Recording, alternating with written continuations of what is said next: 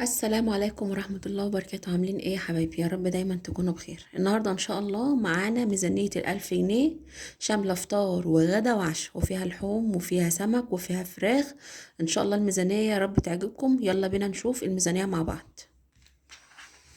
بصوا يا حبايبي، معايا ال1000 جنيه اهوت. الميزانية بتاعتي ان شاء الله بال1000 جنيه. يلا بينا نشوف مع بعض. بصوا معايا يا حبايبي، الميزانية اهيت انا كاتباها زي ما انتوا شايفين. تعالوا بينا يلا نشوف مع بعض واحدة كده ايه الميزانية بتتكون من ايه. بصوا انا مقربه اهوت عشان لو عايزين تعملوا سكرين ولا حاجه. اهوت الميزانيه متقربه من الكاميرات عشان تعملوا سكرينه. يلا بينا نشوف مع بعض. اول حاجه معايا هجيب 3 كيلو رز. الكيلو رز بكام يا حبايبي؟ ب24 جنيه. يعني 3 كيلو بكام؟ ب72 جنيه. تمام تمام. طبعا ال3 كيلو رز دول هقسمهم على نصاص، يعني اخليه يجيب لي 3 كيلو، كل نص كيلو لوحده، وكل نص كيلو هطبخه في ايه؟ في الوجبه بتاعتي. يعني اصبح عندي كام؟ 6 نصاص. تمام، ب6 وجبات. ماشي يا حبايبي.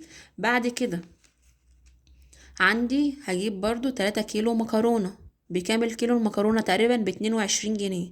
يعني ال3 كيلو هيبقى ب66 جنيه. طيب ال3 كيلو هجيب مكرونة سايبة يا حبايبي عشان بتبقى أوفر وبتبقى أكثر كمان عن اللي هي ايه الأكياس بتبقى 400 جرام وكيس ب15 جنيه وبتبقى غالية. فليه أنا هجيب سايبة؟ بتبقى طعمها حلو وجميلة. تمام. بص يا حبايبي، هعمل فيها ايه. ال3 كيلو دول هقسمهم ازاي؟ هجيب نص كيلو اقلام، نص كيلو شعرية. تمام. نص كيلو معوجة اللي هي المكرونة دي. نص كيلو بقى برضو معوجة خواتم. شوفوا انتوا بتحبوا ايه من المكرونة وجيبوه. لا بتحبوا الخواتم اللي هي الصغيرة او الكبيرة جيبوا، او المعوجة براحتكم خالص. وجيبوا برضو ايه، ربع كيلو ايه اللي هو او نص كيلو مكرونة اللي هي الطويلة الاسباجيتي. تمام تمام. يبقى نقسم ال3 كيلو دول برضو على كام؟ على 6 أكياس، كل نص كيلو لوحده. تمام يا حبايبي. تمام. بعد كده هنجيب التوابل. هنجيب ب35 جنيه توابل. هنجيب ملح، هنجيب فلفل اسود، هنجيب كمون، هنجيب كزبرة، هنجيب توابل ايه مشكلة اللي هي بتاعت اللحمة. تمام تمام. طيب بعد كده هجيب العدس الاصفر. هجيب ب15 جنيه مرة، وب15 جنيه برضو مرة. اجيب كيسين، كيس ب15 وكيس ب15. مرة ب15 هطبخها، والمرة التانية برضو ال15 التانية هطبخ. يبقى اصبح هجيب عدس اصفر بكام؟ ب30 جنيه. هجيب برضو عدس بايه؟ بكام؟ ب15 جنيه. تمام تمام. هجيب فول. هجيب ب15 جنيه وب15 جنيه. كيسين برضو. الفول ده اقسمه لكيسين، كيس ب15 وكيس ب15. الفول ده هندمسه عشان هيبقى فطار وعشاء معايا، وممكن غدا كمان. تمام تمام. يبقى ندخل الفول معايا في ال3 وجبات، في الفطار او في الغداء او في العشاء. انا هدمسه واحطه في اكياس تلاجة وافرزه واحطه في الفريزر. تمام. هجيب كيلو دقيق برضو ب20 جنيه. الكيلو الدقيق دوت يا حبايبي ممكن هاخد منه اسيب كده مثلا 6 معالق ولا حاجة. هعمل منه مكرونة بشاميل ولا حاجة، لان عندي مكرونة اقلام هنا. هعمل بقى مكرونة بشاميل، او والباقي بقى بالباقي، يعني هسيب 6 معالق كده على جنب ولا حاجة، او كوباية مثلا. وبقية الكيلو الدقيق ده هعمله قرص مدورة. تمام. اعمله مخبوزات او هعمله فطير.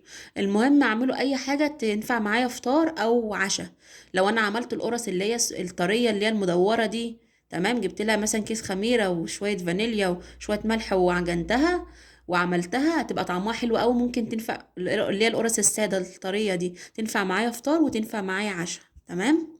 مع كوباية شاي كده ولا حاجة تبقى جميلة قوي. تمام. طبعا الميزانية ديت لو انتوا بتجيبوا التموين ولا حاجة يبقى بقى الزيت والسكر. ولو عايزين تجيبوا حاجة من دي برضو توفرهم في التموين مفيش مشكلة جيب. والعيش برضو تبع التموين، يعني الزيت والسكر والشاي والحاجات دي والعيش تبع التموين. تمام. طبعا معظم الناس بتبقى لها تموين يعني. تمام. بعد كده هجيب كيلو لبن بكام؟ ب30 جنيه، عشان انا جايبه هنا مكرونه اقلام، هعمل مكرونه بشاميل. تمام تمام. بصوا بقى معايا يا حبايبي، هندخل بقى في البند اللي هو التاني، بند اللحوم والفراخ. بصوا يا حبايبي، هجيب أجنحة معايا ب60 جنيه. هجيب بص بالفلوس، أنا مش هجيب بالكيلو ولا بالنص كيلو، لأ، هجيب بالفلوس عشان أوفر معايا. هجيب مثلا ب60 جنيه أجنحة. تمام. أجيب نص كيلو لحمة مفرومة مستوردة ب125 جنيه. الكيلو اللحمة المستوردة ب250 جنيه. هفرم نص كيلو، والنص كيلو دول هعمله على مرتين، على وجبتين. تمام. مرة اعمل كفتة، ومرة بالنص تاني هعمل بيه المكرونة البشاميل. يبقى النص كيلو لحمة مفرومة ده هقسمه على ربعين، ربع وربع. ربع هعمل بيه مكرونة بشاميل، والربع التاني هعمل بيه كفتة. طب ازاي هزود معايا كمية وانا معايا ربع وربع؟ بص يا حبايبي، بالنسبه للمكرونه البشاميل، الربع بتاع المكرونه البشاميل هفرم معاه بصل وفلفل، تمام، وجزر، واشوح كله في بعضه، واحط عليه الربع كيلو. هيبقى معايا ما شاء الله كميه حلوه. هعمل بقى صينيه بشاميل محترمه طبعا، وانا جايبه لبن اهوت للبشاميل، ومعايا دي قلت لكم سيبوا 4 5 معالق ولا 6 معالق على قد البشاميل، والباقي اعمليه مخبوزات. تمام، يبقى اصبح معايا دلوقتي برضو ايه، اهو، يبقى نص كيلو قسمته على ايه، على مرتين.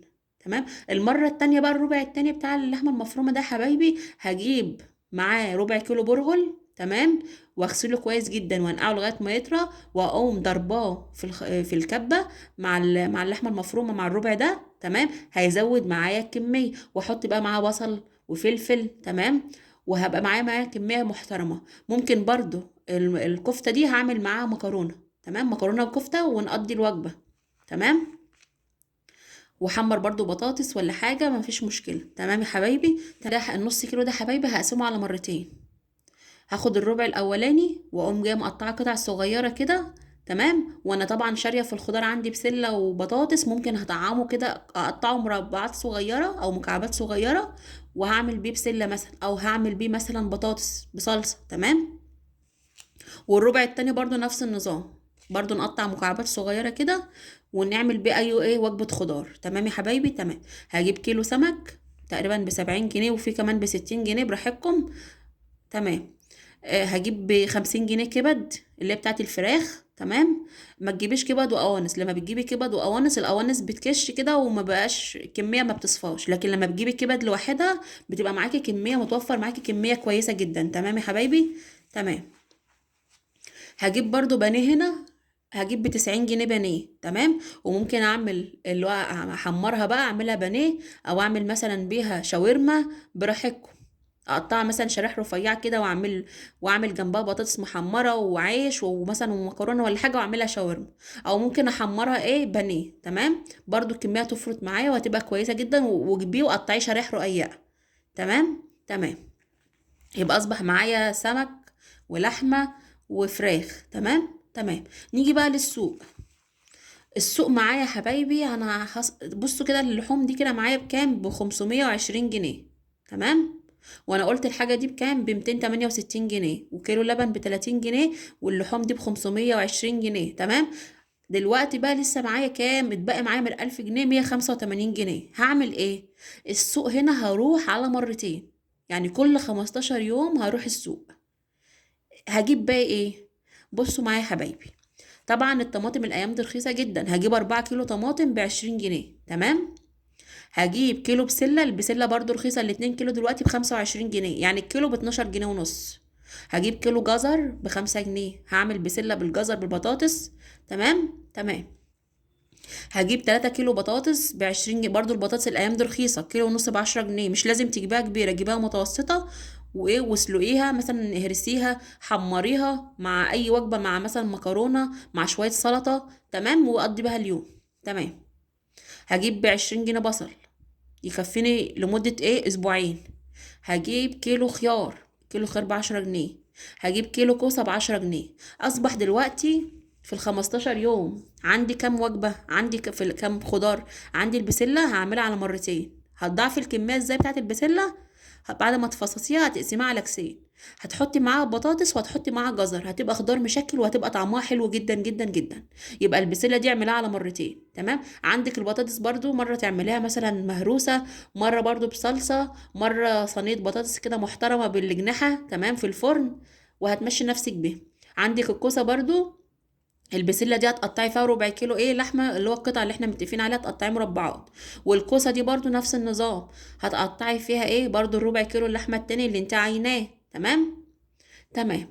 برضو زي ما انت جبت الحاجات ديت، هتجيبيها برضو ايه بعد 15 يوم. يبقى الخضار ده هتجيبيه، هتروحي تنزلي السوق كل 15 يوم هتجيبي ايه، الخضار اللي انت محتاجاه.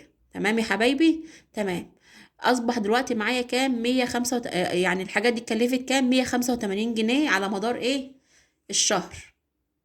تمام، لو جيت انت تجمعي كل الحاجات دي هتلاقي تقريبا كده متكلفة 1000 جنيه. تمام. تمام. مرة برضو اعملوا فول مع بطاطس مهروسة، حمري بتنجان، شوية سلطة. تمام. في الغدا يعني حاولي تمشي نفسك وتدبري نفسك على قد ما تقدري. لو الميزانية بتاعتكوا سامحة زودوا، مفيش مشكلة. يعني لو أكتر من 1000 جنيه زودي، لكن في ناس الميزانية بتاعتها طول الشهر ب1000 جنيه. تمام يا حبايبي. أتمنى الميزانية تكون عجبتكم. أسيبكم في رعاية الله وحفظه. مع السلامة.